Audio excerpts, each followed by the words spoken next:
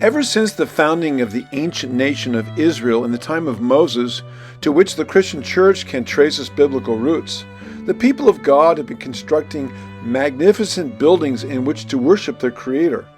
We now refer to these buildings as churches.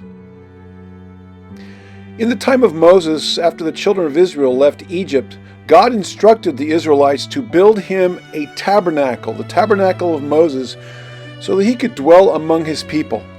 A few hundred years later, then he instructed David and King Solomon to build a temple known as the Temple of Solomon. And then, a few hundred years before the birth of Jesus, God instructed the Jews to build another temple. This is the one that Jesus came to. And ever since then, Christians the world over have been building all types and sizes of churches in which to discover God, to learn about Him, and then to worship Him. In this video, I'm going to take you on a personal tour of the largest church in the world, the smallest church in the world, the tallest church in the world, a church that was also a medieval fortress, the last church that the Titanic saw, the world's most famous Gothic cathedral, a church that took 1,000 years to build, a church where the Renaissance started, a church where 1,000 years of British royalty has been crowned, and many more churches beside. Please join me on this epic and exciting journey.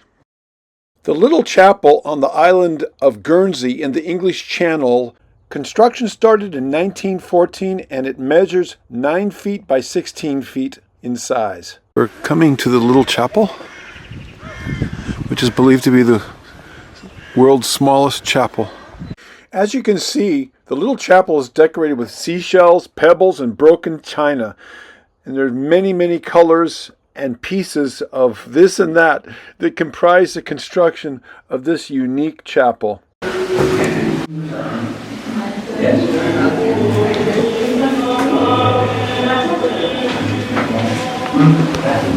And not surprisingly, because of its uniqueness, the little chapel is one of Guernsey's top tourist attractions.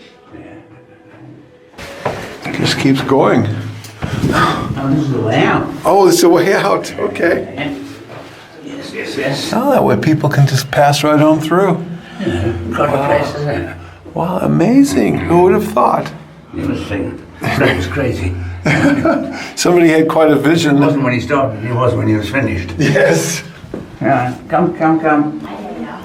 Just stay there. Now this chapel has like 3 stories to it. Amazing. Here we are back out.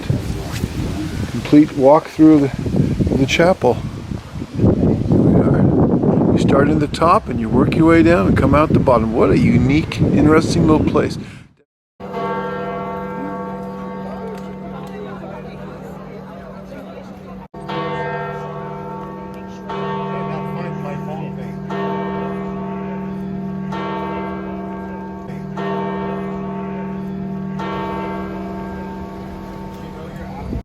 St. Peter's Basilica, located in Rome, Italy, was built between 1506 and 1626. It is the largest Christian church in the world and has a capacity of 60,000 people standing or 20,000 people seated. It is located in the tiny country of the Vatican, which is the headquarters of the Roman Catholic Church, and is located again in the middle of the city of Rome, Italy.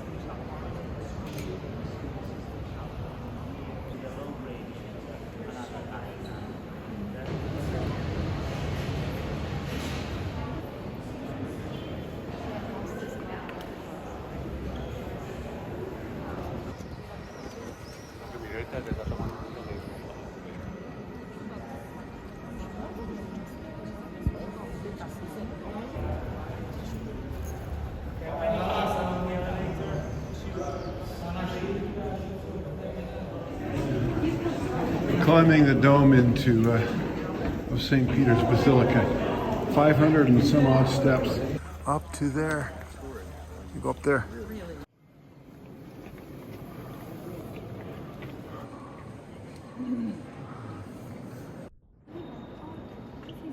Still climbing. The walls are sloped here because we're inside the dome. On the cupola now, there's a rope to help you hold on to as you climb up. Oh my. Here it is. The structure in Rome. Nothing can be made taller than this. Here's the very top up there. It's a little bit above us.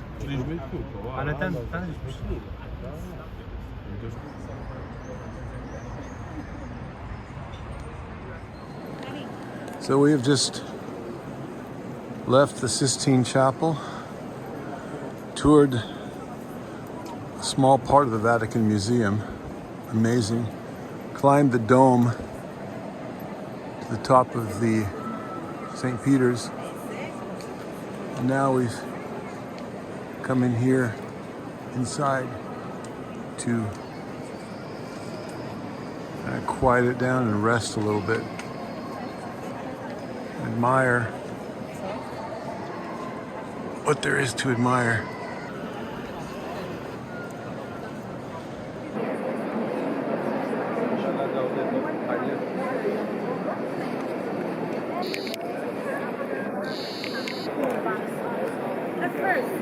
Now we're looking at what is presumed to be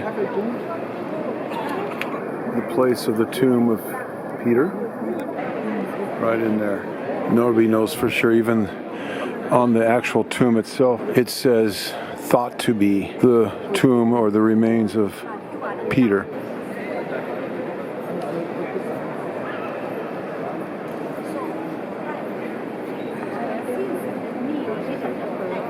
Every aspect, from the top to the bottom, is absolutely magnificent works of art. There's Moses.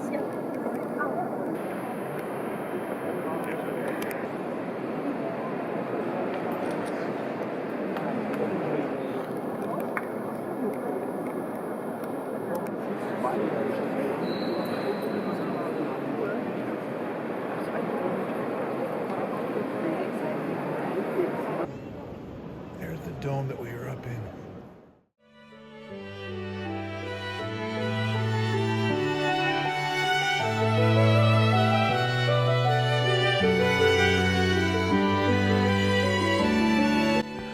Notre Dame de Paris is perhaps the most famous Gothic cathedral in the world, certainly in the nation of France.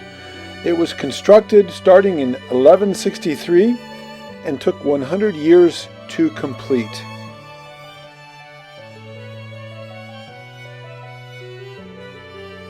Chester Cathedral, located in England just north of Wales and south of Liverpool, is one of my favorite cathedrals. It's not overly ornate, but it is still absolutely beautiful, full of a lot of history. If you are into architectural history, this is the place to visit because you will find architectural elements going back 1,000 years all the way up to the present time. So here's some of the original stonework from William the Conqueror, 1092. Above it we see the stonework when the rest of the cathedral was built in 1300s, 12 and 1300s. But here's the original stonework from 1092.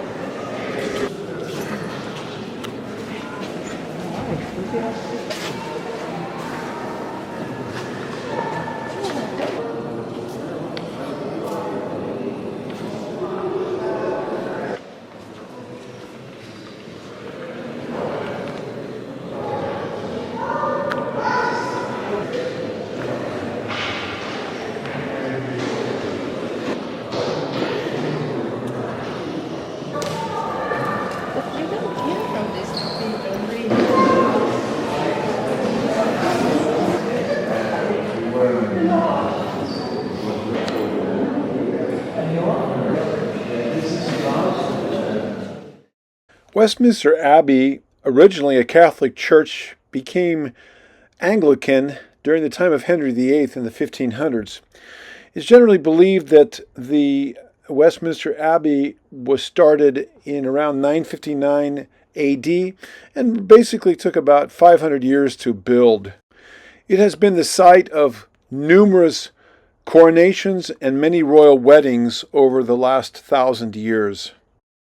Many famous people are buried in Westminster Abbey, including kings and queens. In fact, as you're walking around inside the church, you're actually stepping on the sarcophaguses or walking around them as you're touring the church. It's kind of creepy, really. Sacré-Cœur was built in Paris, France between 1875 and 1914, and ostensibly it was built to atone for the nation's sins due to the army's defeat in 1870 in the Franco-Prussian War.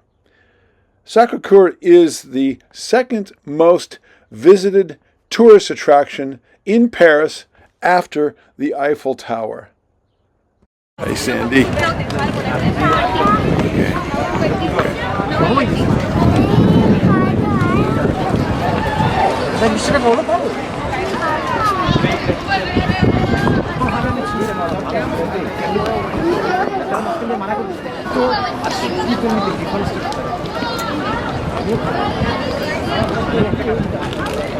Yeah, you can. So here's city, Paris, looking at it from Montmartre, below Sacré-Cœur.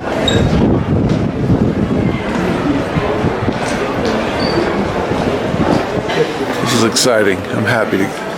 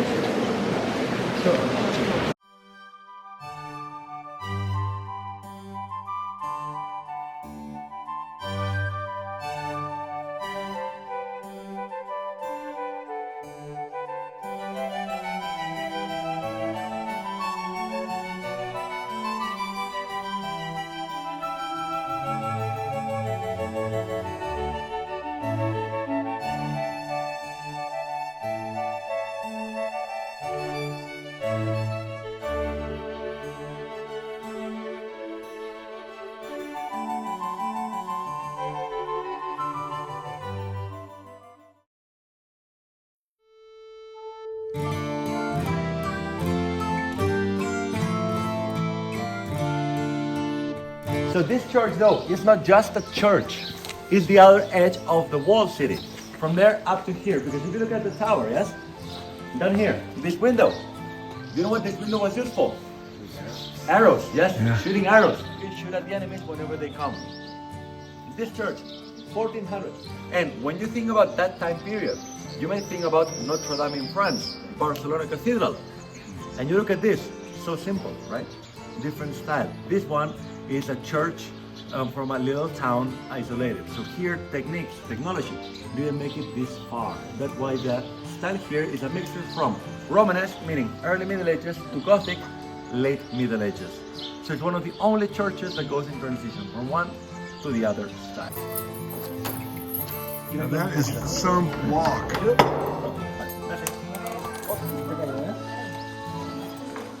Go ahead.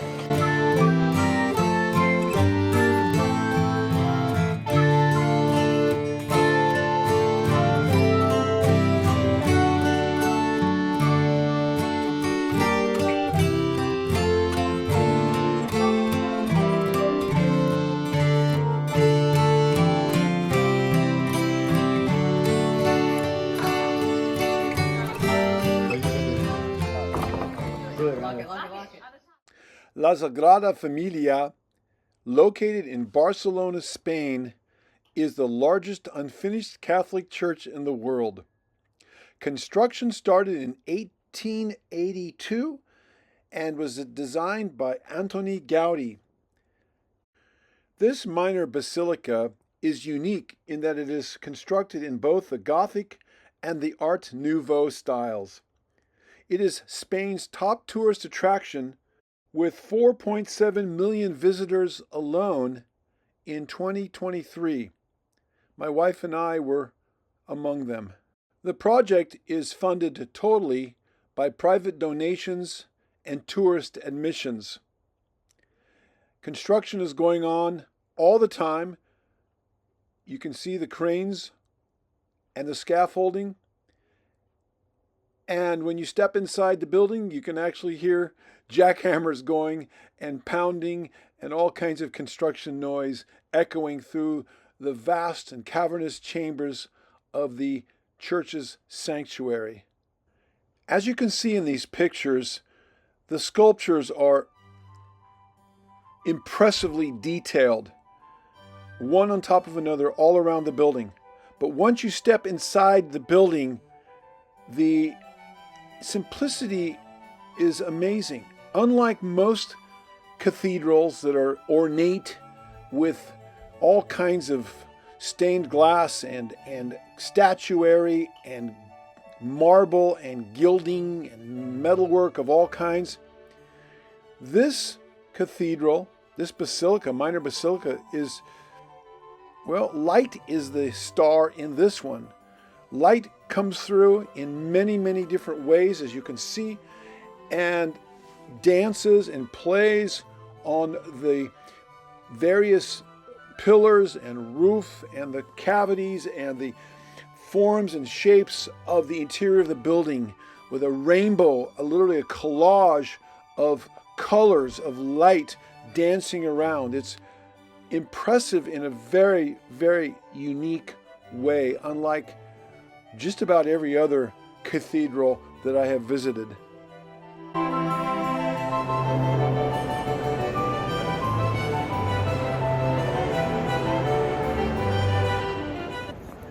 From Spain, we now go to Italy, and to Florence, Italy, the birthplace of the Renaissance. And here we have the Basilica of the Holy Cross. It was started in 1294 and construction was finished in 1442. Now, the church itself was pretty plain. Inside was much more elaborate, as you can see, very beautiful. But the marble facade was added in the 1850s to give it the beautiful appearance that it now has on its exterior. And as you can see, inside this basilica, many famous Italians were laid to rest or have monuments that have been constructed in their honor. And now we come to one of the most famous cathedrals in the world. This one is also located in Florence, Italy, and is the Duomo, or Cathedral of Florence, which was built between 1296 and 1436.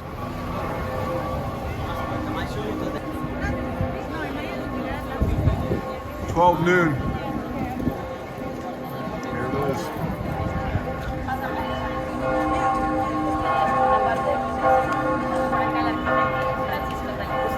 How cool is that to be walking into the front of the Duomo at 12 noon exactly, as the bells are tolling.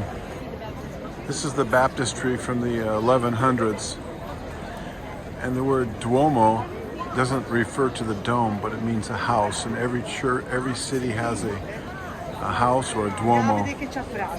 Bell Tower's Gothic style from the I think the 13th century. The baptistry is in the Romanesque style. The church was started building about 1290. It took 150 years to build. Though the church is from around the 13 to 1400, the facade was built in the 1800s.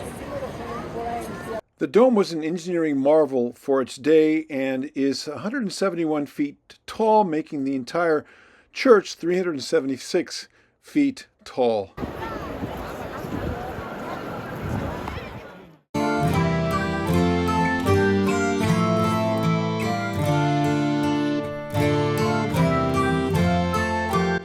came in, kicked the Muslims out in, I think, about the 12th century, and then built churches. And we also have Byzantine influence, which would have been before the time of the Muslim conquest. Wow.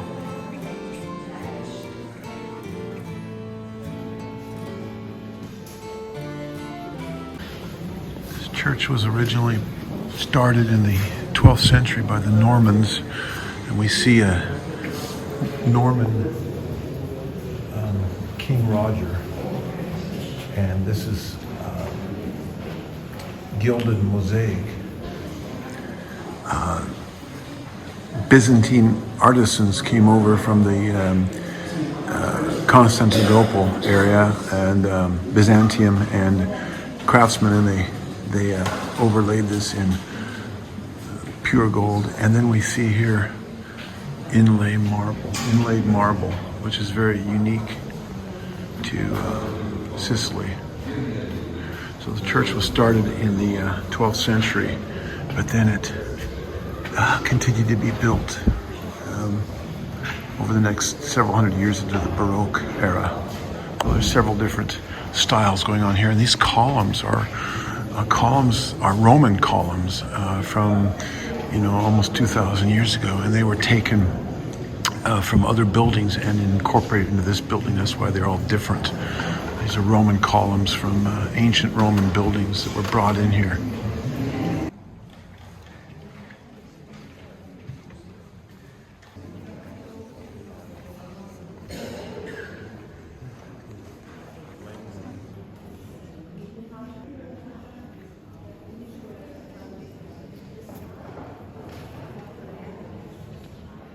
There are 4 pillars here that represent the 4 apostles, or 4 evangelists, Matthew, Mark, Luke, and John, that are holding up the cupola. And around the top is are the prophets, biblical prophets. And then with the very top, the 4 archangels. And you see they're making this hand symbol, which represents, the 4 fingers represent humanity and the earth, and number 4. And then the thumb represents God. And so it's heaven touching earth. And in the middle is Yeshua, Jesus, the God-man. That's what this hand symbol represents. More gilded gold from the Byzantine era. The gold mosaic, each individual tile overlaid with pure gold. And we find more mosaic and inlaid marble. A lot of that in this church. Even on the floor. This is another church located in Palermo, Sicily, the island in the Mediterranean that is just off the tip of the boot of Italy. And to be honest with you, I don't even remember the name of this church, but we can still enjoy its beauty nonetheless.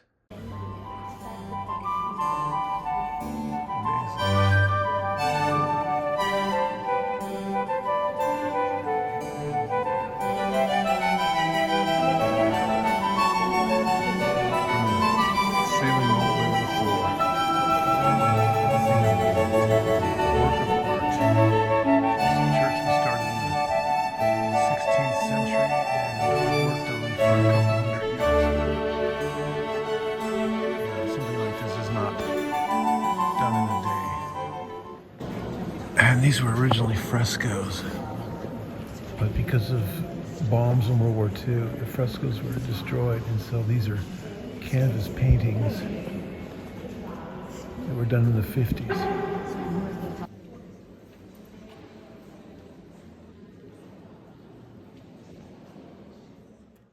The Pisa Cathedral, that is located just west of Florence, Italy, is not as well known as the Leaning Tower that sits behind it. The Pisa Cathedral was started in 1063 and was constructed over a period of about 800 years, with the marble facade being put on it in 1887.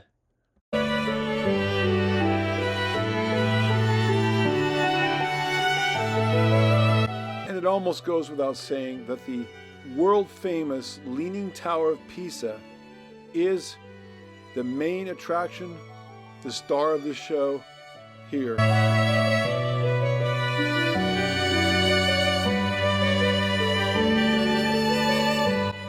And as your stereotypical tourists, Sandy and I had to do our fun selfie thing here.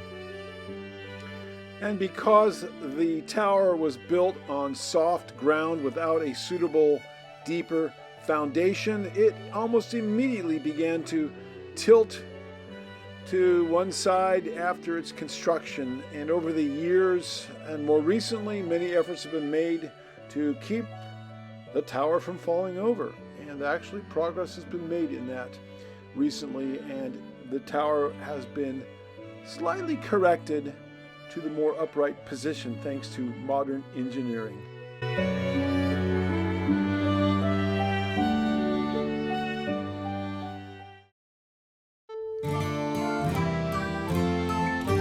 Christians took this area. They held it for like just a short period of time during the Eighth Crusade, where the Christians captured this city from the Muslims.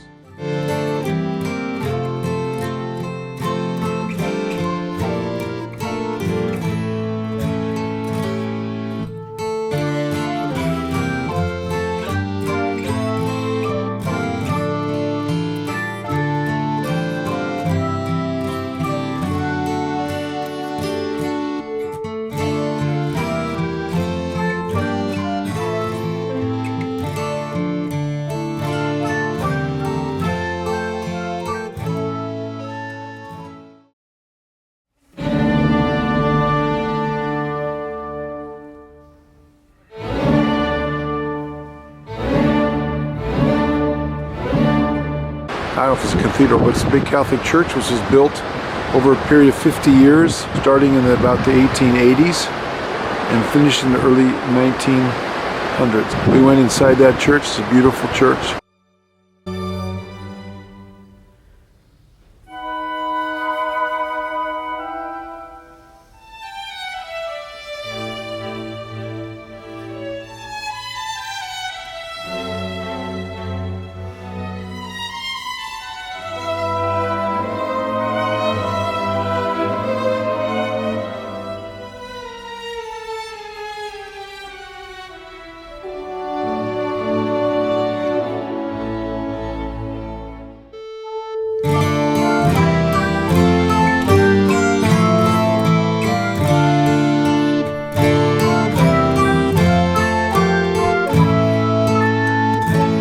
Church is about 300 feet from our front door of our hotel. And this is a really, it's kind of out of the way, but it's really an ornate church inside. So we haven't been in yet.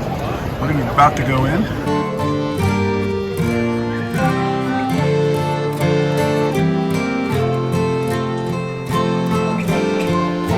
These are all appear to be Roman in Latin, Roman ruins that have been incorporated into this medieval church. The front of the building here. There's a fresco. Another fresco that was probably taken from somewhere. They're more like Roman sarcophaguses.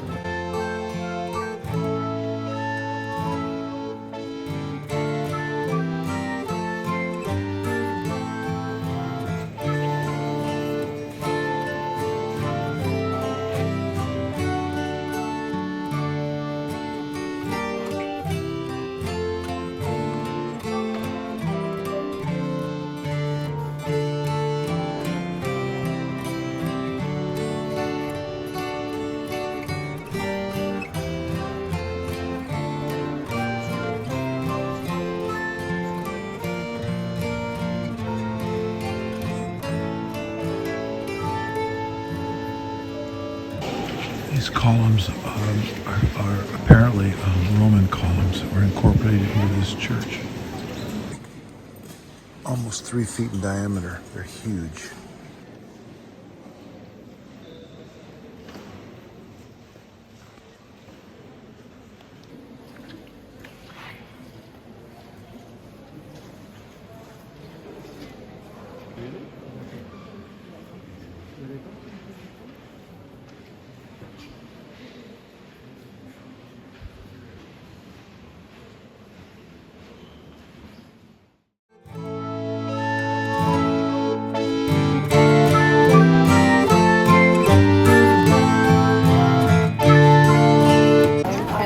This is another temple to one of the empresses. So this temple, this is where St. Lawrence was murdered by the Romans, and then later on they built a temple or a church in this temple to dedicate it to St. Lawrence. He was killed. He was basically burned alive. Those lines in the columns represent, or is where the later on Christians tried to pull the columns down with cables, and they failed. So those are the marks left over from that.